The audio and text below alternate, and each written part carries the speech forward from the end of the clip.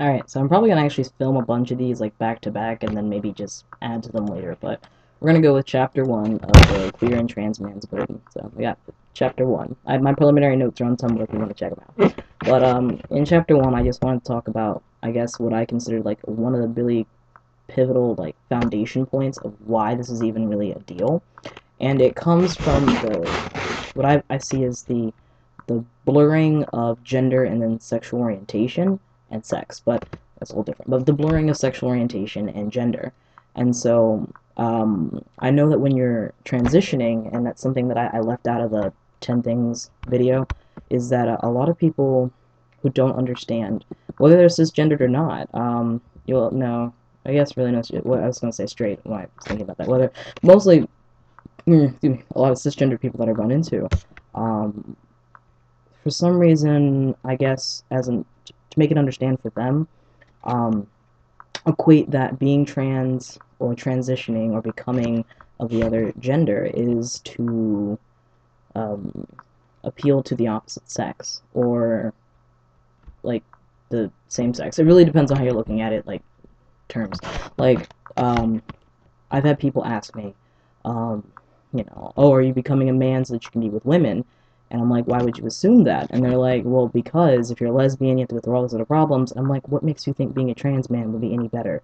I'm like, when you're a lesbian, then other lesbians like you, and bisexual women, and queer women. But when you're a trans man, and you're not dealing with lesbians because you're a man, and that's complicated, and you're not dealing with bisexual, you know what I'm saying? If you're a trans man and you're living stealth and you want to live as a heterosexual male, then you're going out towards heterosexual females probably. And it's very hard to explain to a heterosexual female that knows nothing about transgender men why you don't get a boner when she does her really, really super sexy dance or something. Like, at some point, I mean, you can pass all you want, but there's gonna be a point. Like, even if you're post-op, you know what I'm saying? Like, you're gonna have to have a conversation about that. Like, that's one of those things that if you don't have a conversation about that, that something's not that that's a conversation point. So I'm like, no, it's actually a lot harder, kind of. It depends. So no, but um, there's this continual assumption that being trans means that you're straight, like it's the automatic assumption. And this point, like the first thing I want to say is that's not no, like that's not true. That's like no, like that's far from no. Like there are gay trans people. Like there are trans men who are attracted to other men, whether they're trans men or cisgendered men. Just, trans women who are lesbians. It is what it is.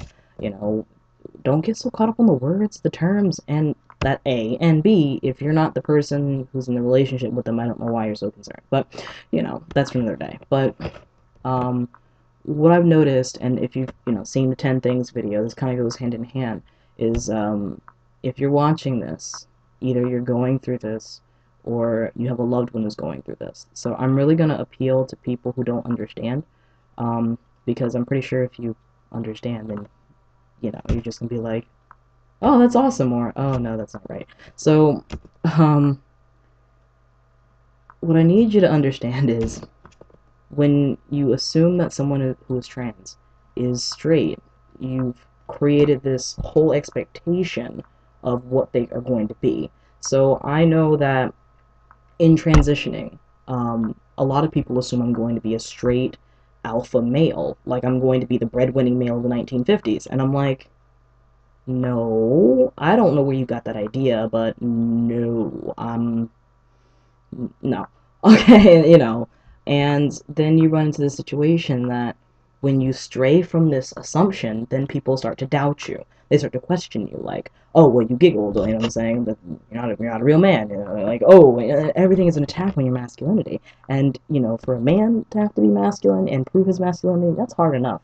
But to be a trans man, that's even worse. To be a queer man, that's even worse, because if you're a queer man, i.e., someone like my friend AJ, who is female identified and very much accepts his femininity, but uses male pronouns and accepts himself as AJ. So, it's really confusing, and you just don't really think too hard into it. You just kind of accept that he's masculine as center. So it's like almost like a best of both worlds type thing.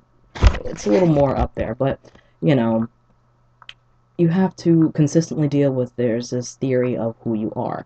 And in the case of AJ, if you ever seen him on Tumblr, You know, you get these assumptions, and I had them too when I first saw him, because you know, I thought he was very, very a masculine appearance, and talking to him, you realize that he's a bottom, so he's a submissive, and people get confused because then they're just like, what?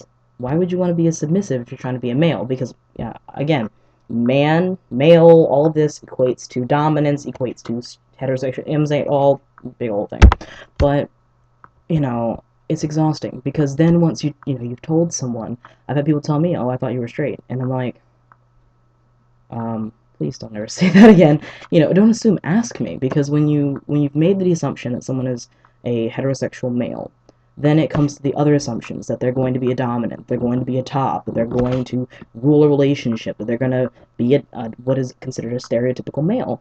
And when they act anything less than, then it is an attack on their masculinity, and then there's a consistent amounts of doubt and questioning, and they say, well, how do you know you're not a woman? And then that goes into a big old debate, which is, I guess, where the feminism enters, of the whole power struggle between man and woman, and power, and who's what, and you don't have to be a man to be dominant, and, you know, that's way beyond the scope of what's going on in my brain right now. But, you know, as a male, for that to happen, and like, if, you know, dealing with cisgender males who want to be intimate with me, you know, there is that that concern of, you know, I'm not, and they're like, oh, are you a gay male? And I'm like, no, because then they're like, they're not gay male, because I'm not gay, but you're not a gay male, because if you're gay male, you're really just a woman, and it's just, you know, it creates a whole amount of doubt, and it's like one of the first things that you can do is assume that someone is straight, because once you assume they're straight, then you assume that they're a whole bunch of things that they may not be, and then you've almost, like, you've set up a tall order of what you expect you to, you know, be.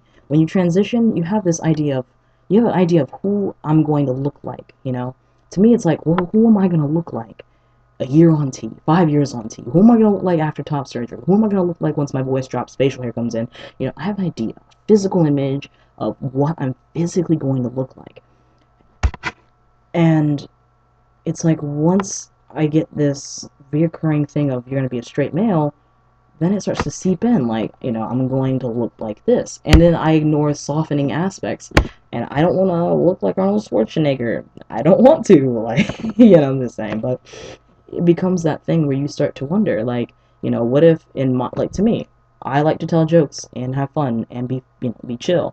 But I do have a sense of softness about me, that every time I have to deal with, you know, what am I gonna be like? You know, there's a constant like, oh, maybe that's not how straight guys act. So, yeah, that's the first part, I guess, is it really does open the door to, like, a bunch of other things that I will address. And feel free to, like, submit stuff, because I will totally add, and like, add your own chapters of this, because, like, totally, like, there's things out there I know other trans men, you know, queer men are going through that I might not be going through, but totally add to it. But please, please don't don't assume, just ask, because that creates, like, a lot of confusion, and it really does kind of breed hard feelings, at least in my opinion. So that's part one, and feel free to comment or like or share, and, you know, use it in conjunction with the 10 things video. But yeah, I will see you in part two. Bye, guys.